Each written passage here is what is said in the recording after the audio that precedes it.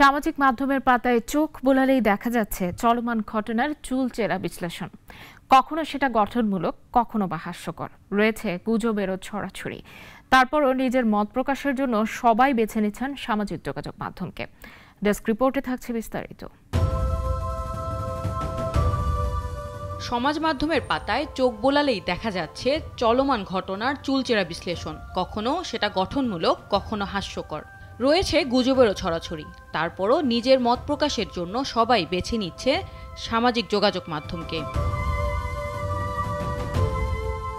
Facebook পেজে মেহেদি মাসুদ নামের একজন লিখেছেন, একটি বোকা প্রশ্ন, উপদেষ্টারা না জেনে বুঝে অনেক কথা বলছে, ফলে ভুল হচ্ছে। তাদের সবার পক্ষ থেকে একজন মুখপাত্রকে কথা বলার দায়িত্ব দেওয়া যাবে, তাতে ভুল কমবে। পিয়ার প্লাসিড নামের একজন পোস্ট করেছেন, আজ 15ই আগস্ট, শোক প্রকাশের কোনো ভাষা নেই, নির্ধারিত স্থান নেই, এর জন্য থাকতে হবে বিবেক আর মন। নাইমুল হক নামের একজন লিখেছেন, সবাই সমান বিচার পাবে, এক মিথ্যা স্বপ্ন দেখানো হয়েছিল। আবার মজা করেও অনেকে নানা ধরনের পোস্ট দিচ্ছেন।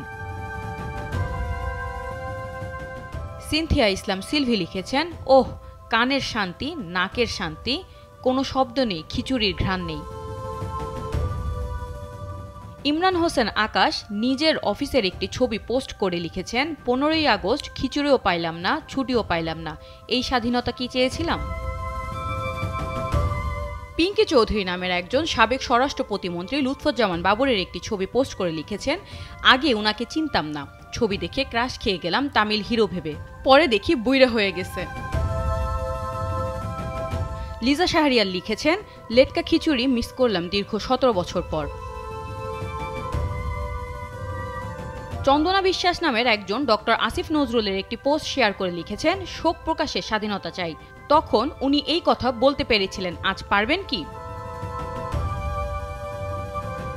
কনক বর্মন লিখেছেন, শোক পালনই বাধ্য করা ও শোক পালন করতে না দেয়া, দুইটি চরিত্রই এক।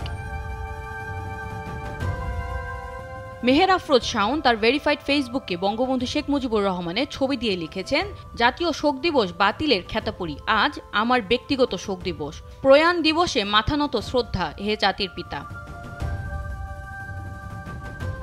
আনন্দ আশ্রম নামের একজন চা বিক্রেতা এক পথশিশুর ছবি দিয়ে লিখেছেন, চোখ দুটি খেয়াল করেন, কঠিন এক স্বপ্ন জড়ানো, এই বয়সে জীবনযোদ্ধা। ধানমন্ডির 32 নম্বরে শোক প্রকাশ করতে গোপালগঞ্জ থেকে আসা এক ব্যক্তির লাঞ্ছিত হওয়া ছবি দিয়ে রবিউল আউয়াল সরকার লিখেছেন, তোরা শোক পালন করবি কর, কিন্তু সাদা কাপড়ে কিসের শোক?